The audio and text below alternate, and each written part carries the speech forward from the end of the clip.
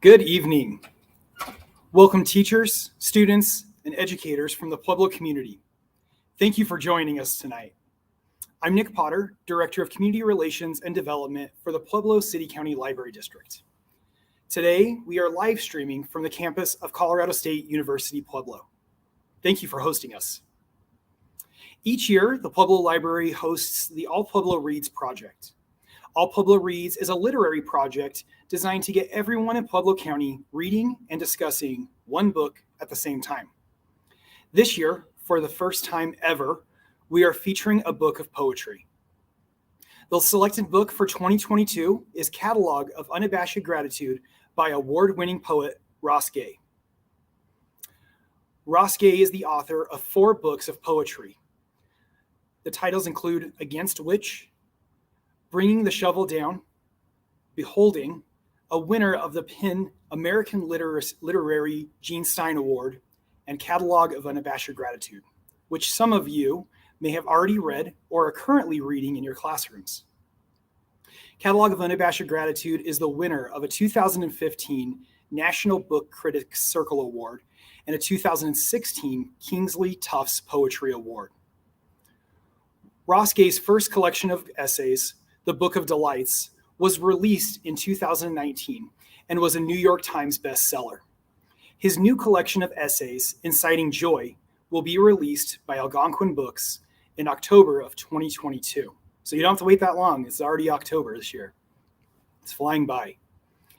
This year's NEA Big Read All Pueblo Reads project is sponsored in part by a grant from the National Endowment for the Arts.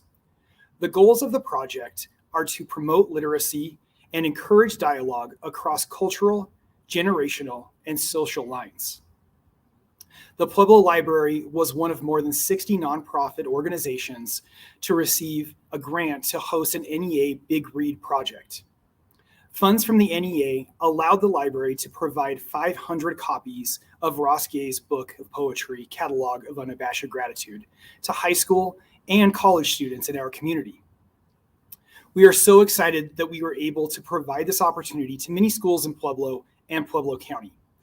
Teachers and students that have selected this book as a classroom read are joining us tonight, along with library patrons and supporters and poetry enthusiasts. NEA Big Read is designed to broaden our understanding of our world, our communities, and ourselves through the joy of sharing a good book. The NEA presents NEA Big Read in partnership with Arts Midwest. We have a very special program for you tonight that I hope you're excited about. In just a moment, you will hear from our featured poet, Ross Gay. Ross Gay is interested in joy. Ross Gay wants to understand joy. Ross Gay is curious about joy. Ross Gay studies joy. The theme of this year's All Pueblo Reads program is mental wellness, and mental wellness through gratitude. This theme made Ross Gay and the Catalog of Unabashed Gratitude a perfect choice and a wonderful title to bring to our community. As a community, we are excited to learn from Ross Gay and embrace his philosophies on joy. As part of tonight's program, you will also have the opportunity to ask our special guest questions during the program. Teachers and students, please type your questions in the chat section of the program, and your questions will be read aloud after the presentation. And now, please help me welcome award-winning poet Ross Gay. Thank you so much for that introduction. That was really beautiful. And also, we were talking backstage, virtual backstage, and I was just saying how grateful I am to that you're reading the book, or that you have read the book, or that you might read the book, or that you whatever, know that the book exists. It feels really special to know that we write these things. I think, hoping that someday they will reach someone, and here it is. This is reaching you. I apologize. It sounds like there's a little bit of knocking next door. I'm in a kind of gallery space, and I think there are people putting up paintings for which we can be grateful. Paintings, and the people putting them up. This is a poem called "To the Fig Tree on 9th Street on Christian," and this is just before we get into it, I just like to explain that this is sort of like I'm telling the story of an occurrence. It's like a narrative poem, and what was happening is I was walking down the street in Philadelphia to my favorite diner place to eat is called Sabrina's, great French fries. And I noticed this gathering of people beneath a fig tree in Philadelphia, and it was huge. And the gathering was kind of, I talk about it. To the fig tree on 9th and Christian. Tumbling through the city in my mind without once looking up, the racket in the lug work, probably rehearsing some stupid thing I said or did, some crime or other. The city, they say, is a lonely place until, yes, the sound of sweeping. And a woman, yes, with a broom beneath which you are now to the canopy of a fig, its arms pulling the September sun to it. And she has a hose too, and so works hard, rinsing and scrubbing the sidewalk, lest some poor sod slip on the silk of a fig and break his hip, and not probably reach over to gobble up the fig. The light catches the veins in her hands. When I ask about the tree, they flutter in the air, and she says, "Take as much as you can. Please help me." So I load my pockets and my mouth, and she points to the stepladder against the wall to mean, "Take more, please." But I was without a sack, so my meager plunder would have to suffice. And an old woman whom gravity was pulling into the earth loosed one from a low-slung branch, and its eye wept like hers, which she dabbed with a kerchief as she cleaved the fig with what remained of her teeth. And soon there were 8 or 9 people gathered beneath the tree, looking into it like a constellation, pointing, "Do you see it?" And I am tall, and so good for these things, as a bald man told me so, when I grabbed 3 or 4 for him, reaching into the giddy throngs of yellow jackets, Sugarstone, which he only pointed to, smiling and rubbing his stomach. I mean, he was really rubbing his stomach, like there was a baby in there. It was hot. His head shone while he offered recipes to the group using words which I didn't understand. And besides, I was a little tipsy on the dance of the velvety heart rolling in my mouth, pulling me down and down into the oldest countries of my body, where I ate my first fig from the hand of a man who escaped his country by swimming through the night and maybe never said more than 5 words to me at once, but he gave me figs. And a man on his way to work hops twice to reach at last his fig, which he smiles at and calls baby. "Come here, baby," he says, and blows a kiss to the tree, which everyone knows cannot grow this far north, being Mediterranean and favoring the rocky, sun-baked soils of Jordan and Sicily. But no one told the fig tree or the immigrants. There is a way the fig tree grows in groves. It wants, it seems, to hold us. Yes, I am anthropomorphizing, goddammit. I have twice in the last 30 seconds rubbed my sweaty forearm against someone else's sweaty shoulder, gleeful, eating out of each other's hands on Christian Street in Philadelphia, a city like most which has murdered its own people. This is true. We are feeding each other from a tree at the corner of Christian and 9th. Strangers, maybe, never again. And this one is called "Ode to Buttoning and Unbuttoning My Shirt." And I'm so glad I have buttons on my shirt today. Not frequent. Yeah, one of the things about this book, and maybe we'll talk about it later, is that part of the attention I'm trying to I write a lot of these odes, and a lot of these odes are trying to pay attention to small things and things that I enjoy, but I have not always taken the time to notice that I enjoy, which is to say things that I'm also grateful for, that I've not always taken the time to notice that I'm grateful for them. Ode to Buttoning and Unbuttoning My Shirt. No one knew. I also want to say this in the spirit of gratitude, that there's a poet named Nazim Hickman, Turkish poet. He was incarcerated a lot in I think in the 60s, 50s, 60s, maybe 50s, 60s, 70s. But he was locked up a lot in Turkey. He was a political prisoner. And he wrote poems where he would be sort of talking about being outside or talking about being in the presence of his beloved, or, and he would say things like about anything, this is not something to be taken lightly, and I'm kind of invoking him when I say that particular line. I'm sort of bringing Nazim Hickman in the poem. Ode to buttoning and unbuttoning my shirt. No one knew, or at least I didn't know they knew, what the thin discs threaded here on my shirt might give me in terms of joy. This is not something to be taken lightly. The gift of buttoning one's shirt slowly, top to bottom or bottom to top, or sometimes the buttons will be on the other side, and I'm a woman that morning. Slipping the glass through its slot, I tread differently that day, or some of it anyway. My conversations are different, and the car bomb slicing the air and the people in it for a quarter mile. And the honeybee's legs furred with pollen mean another thing to me than on the other days, which too have been drizzled in this simplest of joys, in this world of spaceships and subatomic this and that.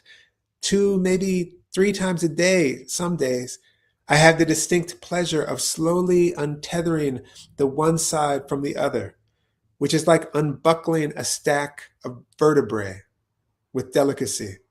For I must only use the tips of my fingers with which I will one day close my mother's eyes. This is as delicate as we can be in this life, practicing like this, giving the raft of our hands to the clumsy spider and blowing soft until she lifts her damp heft and crawls off. We practice like this, pushing the seed into the earth like this, first in the morning and then at night. We practice sliding the bones home.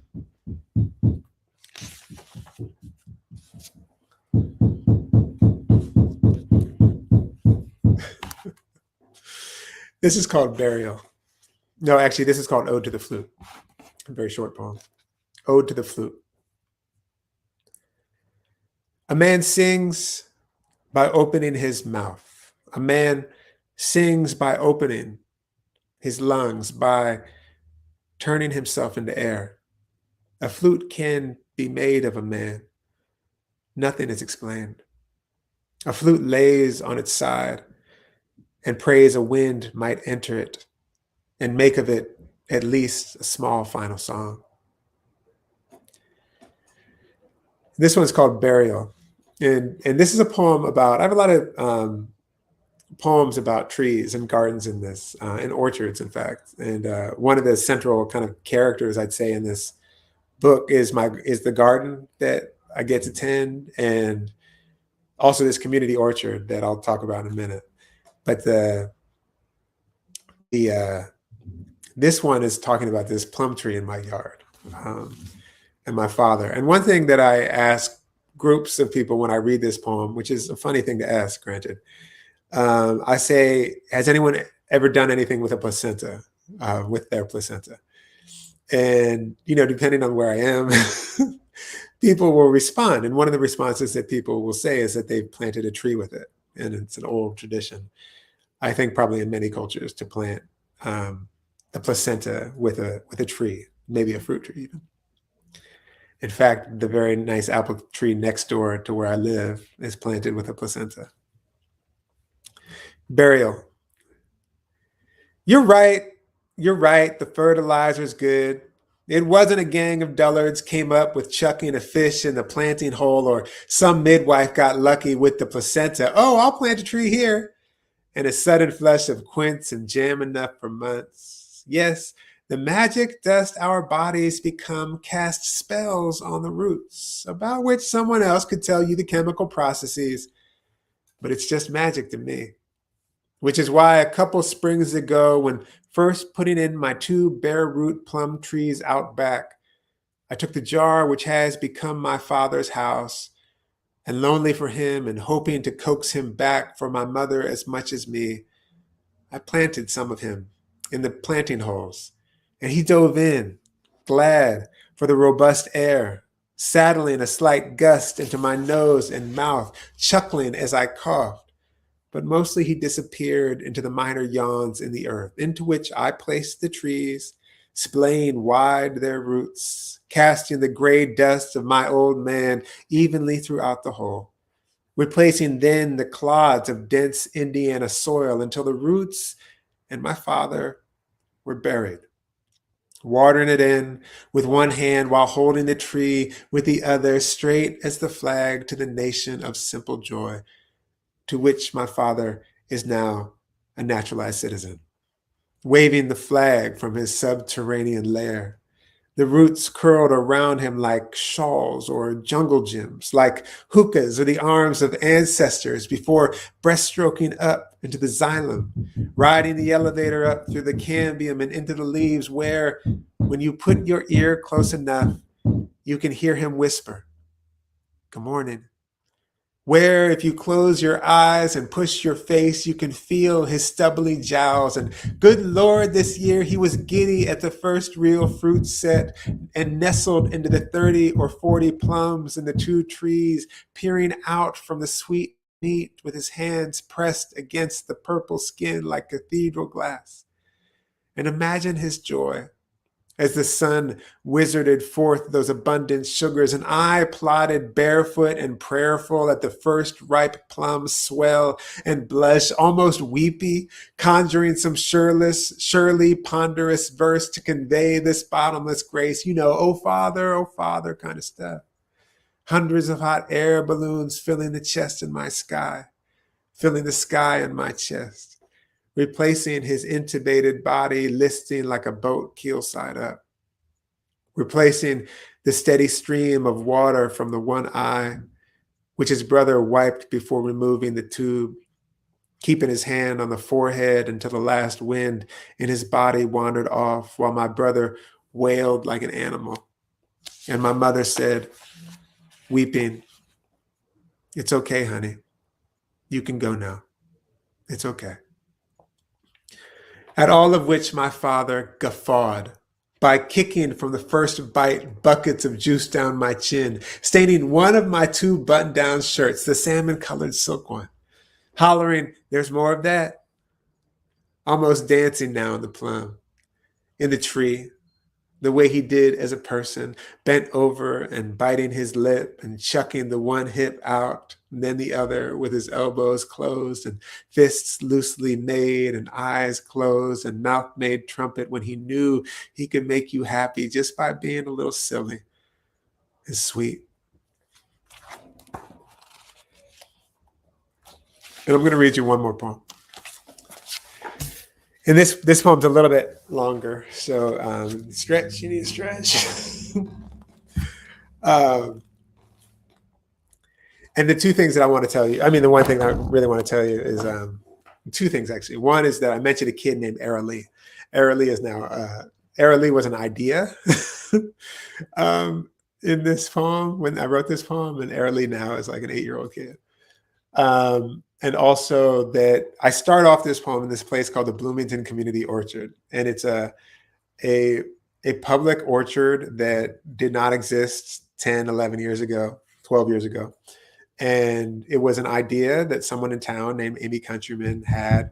And she was doing a kind of a study on on food security, like how much available food do we have available to us in the town that we could take care of ourselves with, basically. And not much. So she proposed as an undergraduate student, actually, she proposed for her thesis project, a community orchard. That went to the city. The city said, if you can show community support, we'll let you use an acre of land and try it out. Long story short, after much collaboration, much dreaming, much arguing, much caring and loving, this orchard was planted, and it's still there, and it's open, and you can always go there. So that's sort of one of the beginnings of this poem. Catalog of Unabashed Gratitude. Friends, will you bear with me today?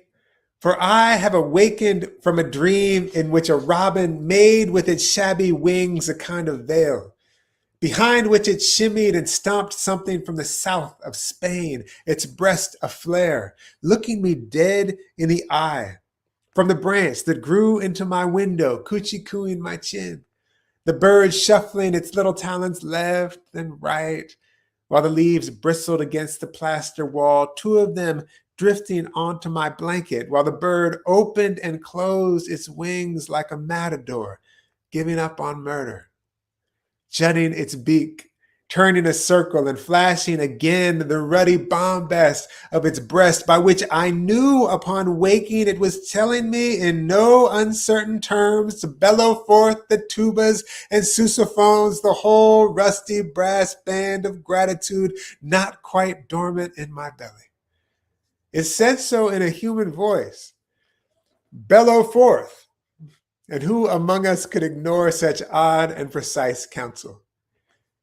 Hear ye, I am here to holler that I have hauled tons, by which I don't mean lots, I mean tons, of cow shit, and stood ankle deep in swales of maggots swirling the spent beer grains the brewery man was good enough to dump off, holding his nose, for they smell very bad. But they make the compost writhe giddy and lick its lips, twirling dung with my pitchfork again and again. With hundreds and hundreds of other people, we dreamt an orchard this way, furrowing our brows and hauling our wheelbarrows and sweating through our shirts. And less than a year later, there was a party at which trees were sunk into the well-fed earth, one of which, a Liberty apple, after being watered in, was tamped by a baby, barefoot with a bow hanging in her hair, biting her lip in her joyous work. And friends, this is the realest place I know. It makes me squirm like a worm. I am so grateful. You could ride your bike there, or you could catch the bus or roller skate. There's a fence and a gate twisted by hand. There's a fig tree taller than me and you in Indiana. It will make you gasp. It might make you want to stay alive even. Thank you. And thank you for not taking my pal when the engine of his mind dragged him to swig fistfuls of Xanax and a bottle or two of booze. And thank you for taking my father a few years after his own father went down. Thank you, Mercy. Mercy, thank you for not smoking meth with your mother. Oh, thank you. Thank you for leaving and for coming back. And thank you for what inside my friend's love bursts like a throng of roadside goldenrod gleaming in the world, likely hauling with her like one named airily ought, with hands big as a horse's, a shovel. And who, like one named airily ought, will laugh time to time till the juice runs from her nose. Oh, thank you for the way a small thing's wail makes the milk, or what once was milk in us, gather into horses huckle-buckling across a field. And thank you, friends, when last spring the hyacinth bells rang and the crocuses flaunted their upturned skirts and a quiet roved the beehive, which when I entered were snugged 2 or 3 dead fist-sized clutches of bees between the frames, almost clinging to one another. This one's tiny head pushed into another's tiny wing, one's forelegs resting on another's face, the translucent paper of their wings fluttering beneath my breath, and when a few dropped to the frames beneath, honey. And after falling down to cry, everything's glacial shine. And you, thank you too. And thanks for the corduroy couch I have put you on. Put your feet up. Here's a light blanket, a pillow, dear ones, for I think this is going to be long. I can't stop my gratitude, which includes, dear reader, dear listener, you, for staying here with me, for moving your lips just so as I speak. Here is a cup of tea. I have spooned honey into it. And thank you, the tiny bee's shadow perusing these words as I write them. And the way my love talks quietly when in the hive, so quietly In fact, you cannot hear her, but only notice barely her lips moving in conversation. Thank you, what does not scare her in me, but makes her reach my way. Thank you, the love she is, which hurts sometimes. And the time she misremembered elephants in one of my poems, which, oh, here they come. Garlanded with morning glory and wisteria blooms, trombones all the way down to the river. Thank you, the quiet in which the river bends around the elephant's solemn trunk, polishing stones, floating on its gentle back, the flock of geese flying overhead. And to the quick and gentle flocking of men, to the old lady falling down on the corner of Fairmount and 18th, holding patiently with the softest parts of their hands her cane and purple hat, gathered for her the contents of her purse and touching her shoulder and elbow. And thank you to the cockeyed basketball court on which, in a half-court 3-on-3, we old heads made a shambles of some runny-nosed kids. And the 61-year-old, after flipping a reverse layup off a backdoor cut from my no-look pass to seal the game, ripped off his shirt and threw punches at the gods and hollered at these kids to admire the pacemaker's scar grinning across his chest. Thank you, the glad accordion's wheeze in the chest. And thank you, the bagpipes. And thank you, the woman barefoot in a gaudy dress, for stopping her car in the middle of the road and the tractor trailer behind her and the van behind it, whisking a turtle off the road. Thank you, God of gaudy. Thank you, paisley panties.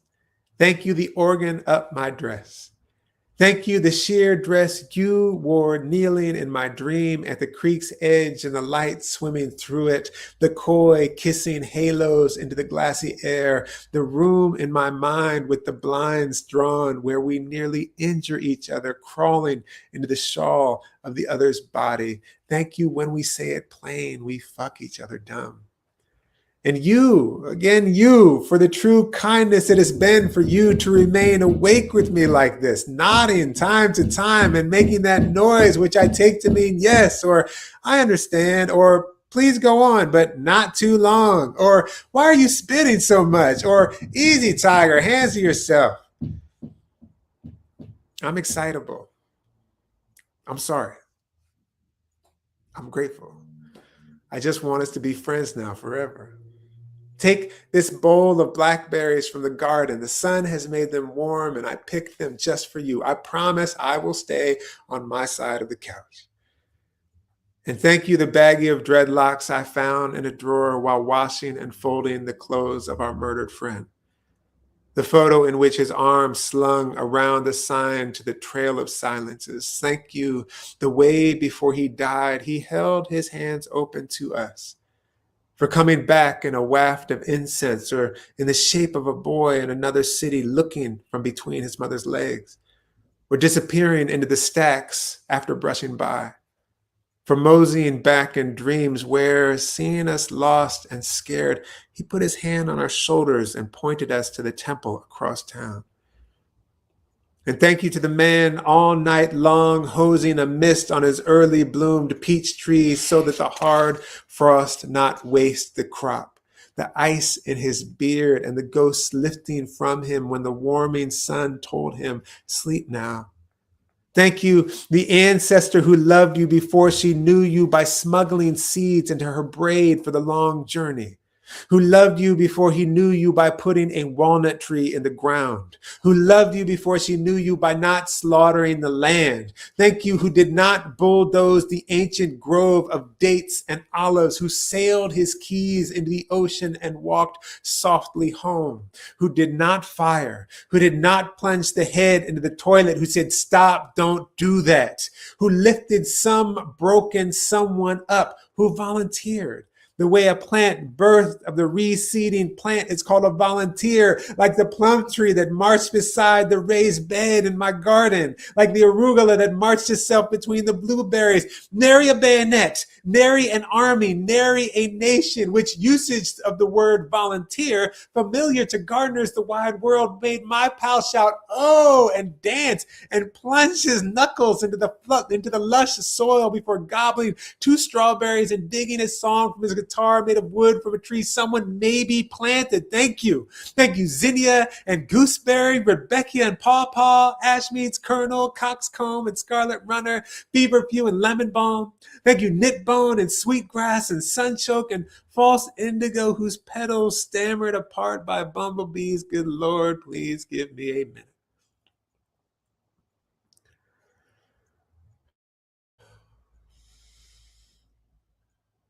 And Moonglow and Catkin and Crookneck and Painted Tongue and Seed Pod and Johnny Jump Up. Thank you, what in us rackets glad, what glad rackets us. And thank you to this knuckle-headed heart, this pelican heart, this gap-toothed heart flinging open its gaudy maw to the sky. Oh, clumsy, oh, bumblefucked, oh, giddy, oh, dumbstruck, oh, rickshaw, oh, goat twisting its head at me from my peach tree's highest branch, balanced impossibly, gobbling the last fruit, its tongue working like an engine, a lone sweet drop tumbling by some miracle into my mouth like the smell of someone I have loved.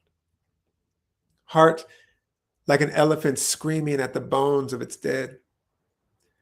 Heart like the lady on the bus dressed head to toe in gold, the sun shivering her shiny boots, singing Erykah Badu to herself, leaning her head against the window. And thank you to the way my father one time came back in a dream by plucking the 2 cables beneath my chin like a bass fiddle strings and played me until I woke singing. No kidding, I was singing and smiling. Thank you.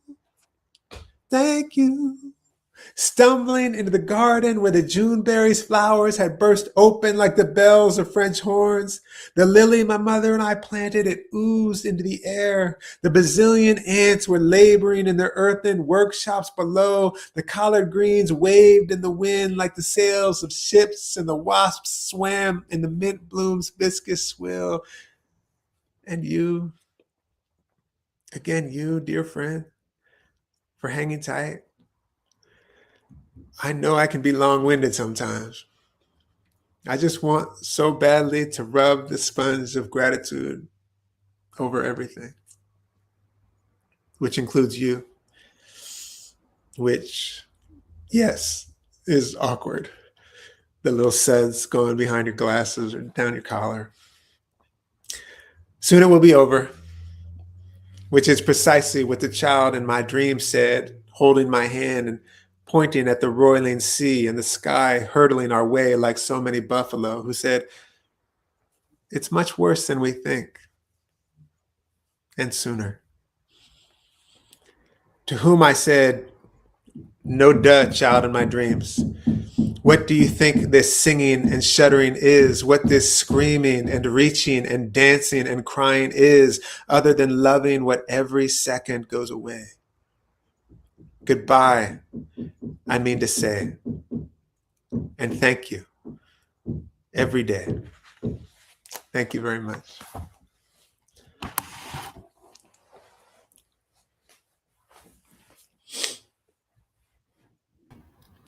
Ross, thank you so much. That was a ton of fun. And, like I was telling you earlier, this is the first time as part of All Pueblo Reads that we've been able to do a poetry reading. And also the first time since the pandemic that we've been doing virtual programs that we've been able to do a poetry reading. And that was just a ton of fun. And I know our community just is able to see your charisma and your energy from the poems you read. So thank you. Yeah, you're welcome. Thank you. It's a lot of fun. I appreciate that. So right now we have a time for some questions. And so if you're viewing on Facebook or YouTube, you can submit your questions through either platform, and we will try to pull up and answer as many questions as possible. We have a few questions that we have already received, and so we'll pull them up here on screen. and we will read them to Ross and give Ross the floor so that he can answer the questions back for you. So for our first question, I'm going to pass the virtual microphone over to Juan Morales, Associate Dean of the College of Humanities, Art, and Social Sciences of Colorado State University, Pueblo. Juan? Thanks, Nick. And Ross, thank you so much for that phenomenal reading and just filling our community with so much great energy. Thank you. In the last few weeks, I've had the pleasure of teaching this wonderful collection to my students, and also we've been distributing copies of the book throughout the campus community. So I worked with my students to compile some of these questions. And our first question for you today, Ross, is how do you write hopefully about difficult subject matter? It's such a great question. I've been thinking about it for a long time, obviously. And I don't know that I write hopefully. That's sort of the thing that I wonder about. Like, in some way, I wonder if I just wonder a lot of things, like obviously hope, like the notion that there's going to be a tomorrow, and how do we sort of provide for that tomorrow it's a fundamental sort of question I have, and I'm part of my work is to celebrate all the people who have done that in the past and who are doing that today, and so I guess you might call that sort of a certain kind of documenting or paying attention to or noting what you might call like the hope bearers, who are around us all over the place. They're around us all over the place. But I don't know that I feel like I write hopefully about difficult subjects. And I don't know if I know how to even describe how to do that. What I will say is that I feel like I try to write very clearly and with curiosity about difficult subject matter. And so I think it might be the case that curiosity suspends my knowledge. It doesn't lock what is difficult into simply being difficult. It also doesn't lock what is sort of delightful into simply being delightful. I think it probably makes for a kind of more complexity or something. But I do feel, this is a great question because it's helping me to sort of articulate a thing that I've been kind of arguing in my head about for a while. Because sometimes the idea of hope can be kind of weaponized. It can sometimes, hope is a way to sort of say, well, just hang on. You'll get that thing we're talking about. Just stay hopeful. And whoever the administrators are never intending to give that thing, that's not part of the program. The program is just to let them stay hopeful. Hope itself is a kind of intoxicant.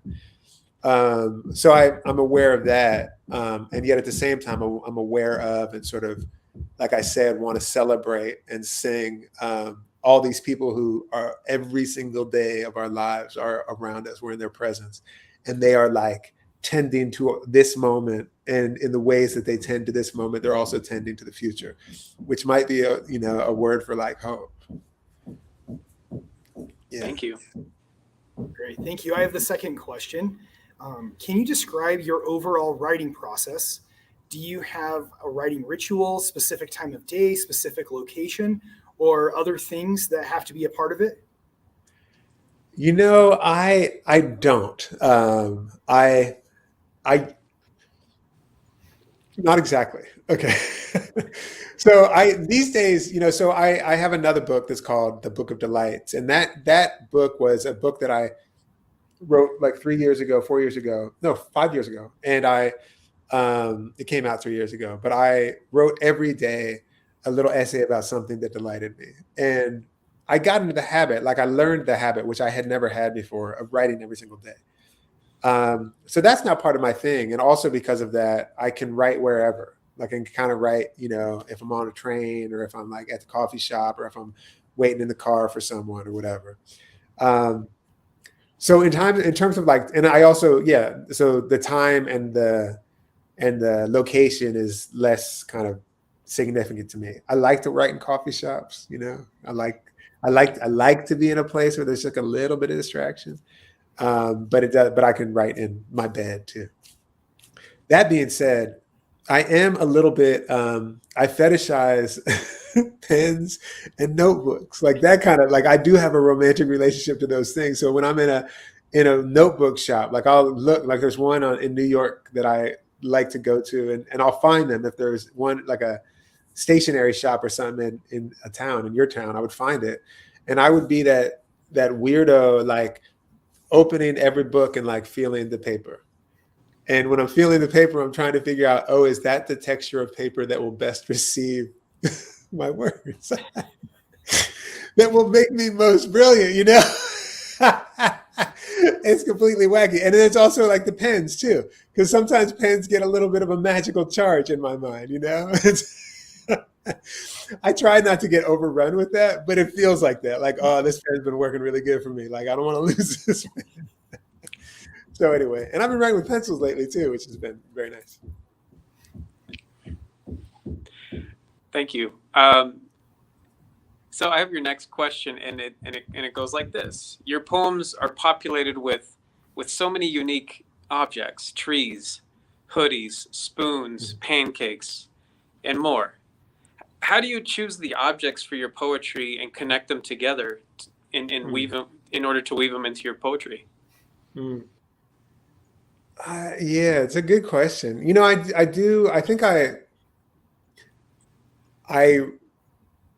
relate. I think I'm good at describing things, actually. I think that's if I've never thought about this quite like that, but I think I'm pretty good at describing things. And the things that I'm pretty good at describing, like I feel like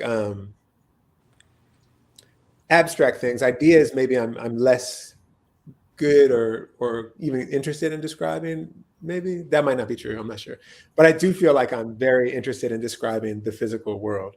And so as a consequence, like if I'm telling a story or if I'm writing a poem where I need to sort of actually describe or approach a kind of psychic or spiritual or emotional state, it might be the case that the spoon is the way that I'm able to sort of approach it. Or it might be the case that the buttons on my shirt, which described very clearly, will turn into something else, you know? So that's one of the things. I feel like actually that might be the important part of that, my answer for that great question, which is that anything described with great precision, greater precision than you've ever done it before, will make that thing unlike it. It will make that thing unfamiliar to you. And as a consequence, it will make everything unfamiliar to you. And by unfamiliar, I don't mean like, by unfamiliar, I mean wondrous, sparkling, you know that anything you look at closely it will make you aware that, God, I don't know anything, which to me is a kind of wondrous state of being, you know. It's a state as a writer and as a person too, in relationship. Like I really want to approach everyone that I know, like, I don't know you. And I have to ask questions. I can't make assumptions about you. I have to ask questions about you, you know. All right. So the next question I have is, looking back, what are some of your most joyful poems and memories from this book? That's so great. You know, that catalog poem, it has a lot of them. You know, partly because like the beginning of that poem is that orchard project. And it's really one of the most moving projects I've been a part of, in part because, you know, it was this group of people, like I didn't know any of these people. We came together to do this thing, the fruits of which we would not see for years. So, you know, like I'm a professor, you know, people who are professors move around a lot. So it was completely possible that I wouldn't be here in 5-10 years. Not to mention that, you know, life happens and like people don't just move away, they die in 5 to 10 years, you know? And so like a lot of our beloveds who worked on that project, I mean, not a lot, but like some are gone now, you know? So to remember like the work that made that orchard come to pass, and also the planting day, which I kind of talk about a little bit, it fills me with so much that I love to read that poem for that reason. But then there are other like really sweet moments. This little basketball game that I'm talking about in that poem, I love it. You know, like the real thing of like seeing this woman on the street, like getting out of her car, like a fancy little car, and like, you know, like moving, and I'm like, what the hell's going on? And like, oh, she's blocking all the traffic because she's trying to get this Turtle off the road. These are all like they're all like wonderful memories. So anyway, that's to say it would take me another hour to talk about all my favorite memories from this. On a similar note, what advice do you have for writers wanting to write long poems? How do you effectively use tangents, metaphors, and leaping in a poem? Yeah, good question. One is read a lot of people who write long poems. I think that's probably decent advice. And so some of the people whose work I like a lot, some of my teachers, Walt Whitman is like a good choice. And one of my teachers, Gerald Stern, writes long poems. Layli Long Soldier has some long poems. The poet Araceli Girmay has some long poems. The poet Patrick Rosell, like a lot of these folks who I just basically kind of study other people who write long poems. And, but the other thing is, and I don't know that it's everyone's thing, but that thing of like digressions, someone said, like digressions and leaps, that's an interesting question. And I don't know that it's a thing that I could like instruct on or like tell you how to do it. But I am personally very interested in the digression. And I'm very interested in people who are in conversation too. And when they're talking, they just like leave what they're talking for a while. I was listening to some kind of YouTube talk, and there's this guy talking. It was like an older dude, and he just like took off. And once or twice, he said, I know. Like, I'm supposed to go back to that. Hang on. I love that. That is like one of my favorite features about conversation, actually. It's like, I'm just going to like take a while to get around to the thing that we're supposedly talking about. I don't know how to instruct on that, I have this poem, the book after a catalog of Unabashed Gratitude is called Beholding. It's kind of like a 90-page poem all about this move from the 1980 NBA Finals that Dr. J made, like the best layup in the world. And we can have that whole conversation another time.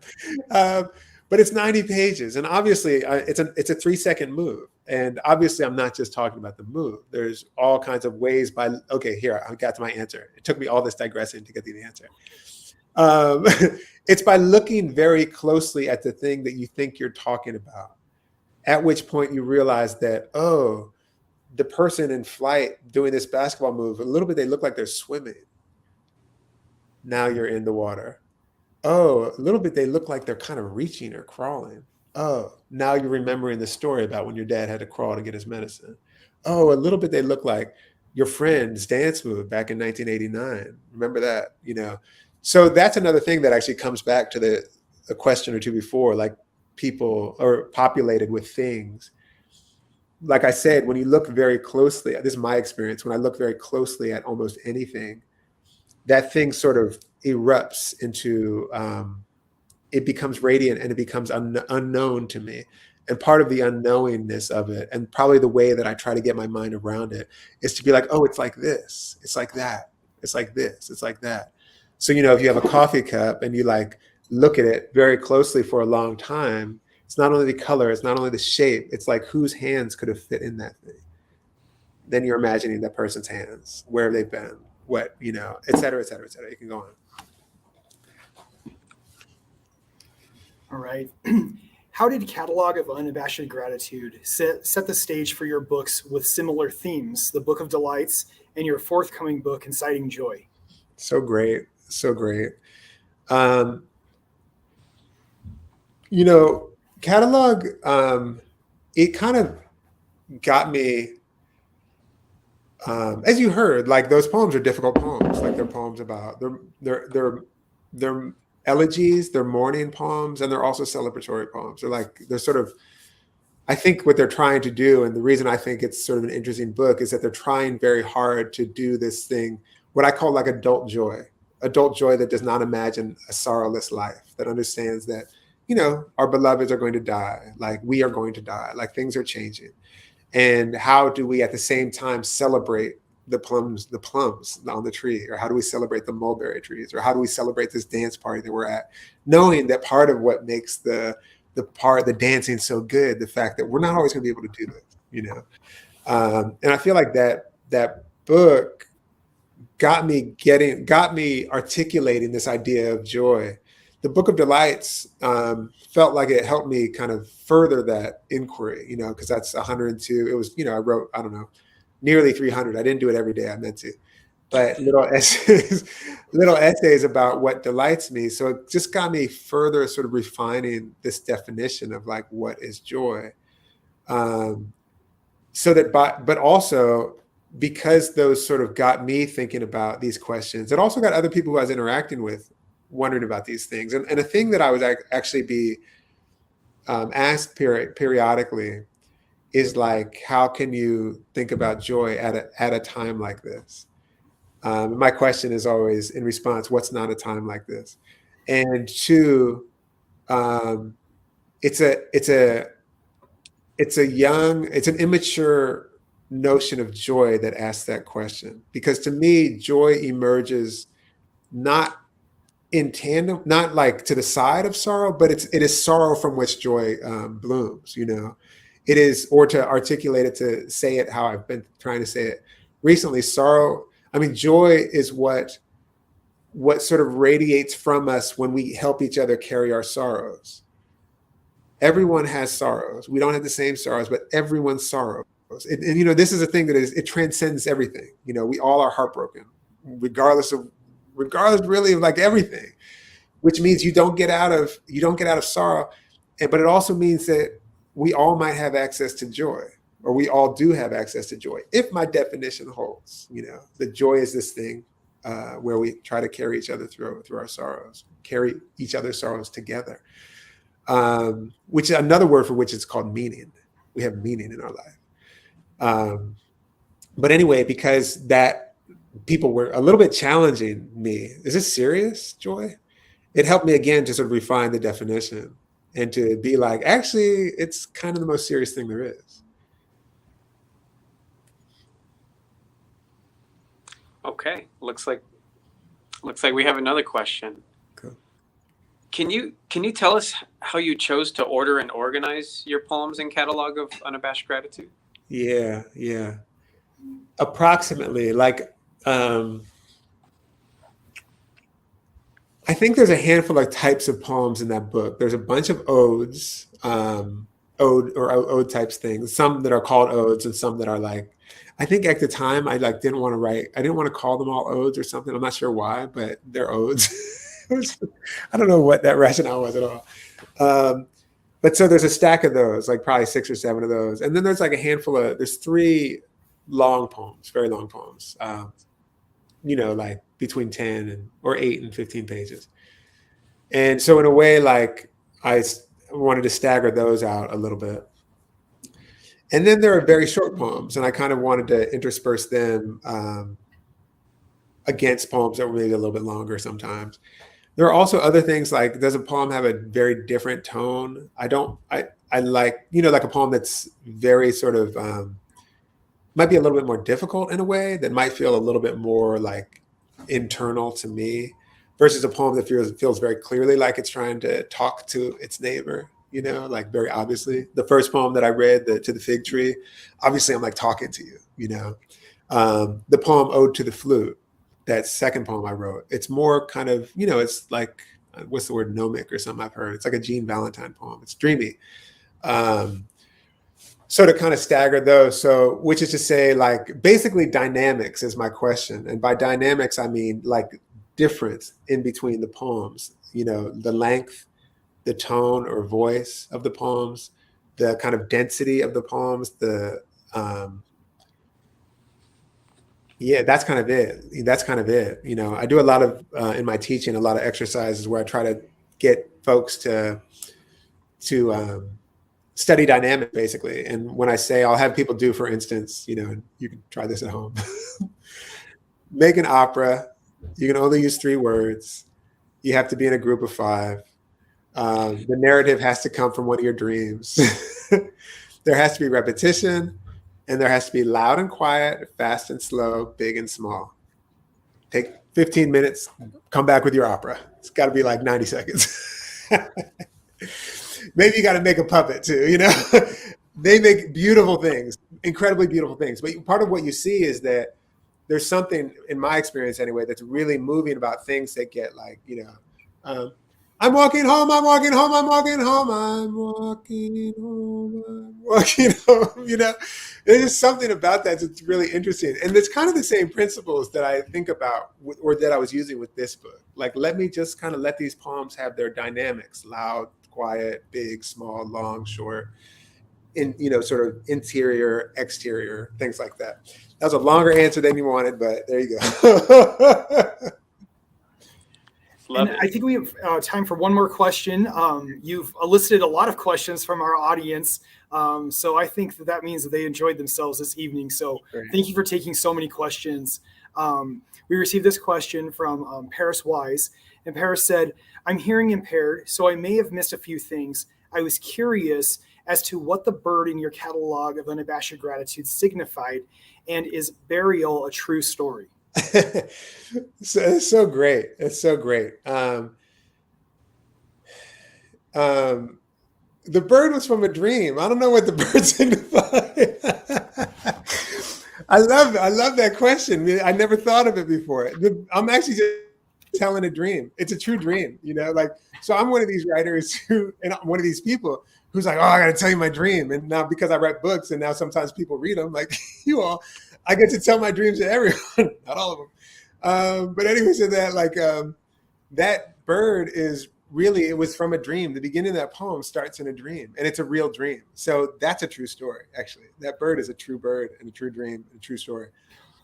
The burial it's my father's ashes. Yeah, that's the plum tree behind the house is buried with my father's ashes. So yeah, that's a true story too. Thanks for your question. Thank you so much, Ross. We're really grateful for your program and for your time tonight, and just for answering all of our community's questions and just doing such a wonderful, enthusiastic reading. So thank you. My pleasure. Yeah. And to borrow a line from you, I think we are friends now, and you're always welcome in Pueblo, Colorado. And again, thank you. Thank you. Thank you very much. Yeah, it's great to be with you. And thank you, everyone, for joining us this evening. I hope you enjoyed hearing from the NEA Big Read All Pueblo Reads featured poet, Ross Gay. Ross will be back with a reading of selected poems this Saturday, October the 8th at 6 p.m. Be sure to join us on the PCCLD, the Pueblo City County Library District, Facebook and YouTube channels. A huge thank you to CSU Pueblo and Juan Morales for hosting us this evening. Thank you. And another huge thank you to our District 60, District 70, and Pueblo Community College partners for including all Pueblo Reads in your curriculum this year. This concludes tonight's program. Be sure to check out the library's website, www.pueblocitycountylibrary.org for all Pueblo Reads programs taking place throughout the month of October. We have programs and events for all ages and all interests this month. Thank you for joining us, and have a great evening.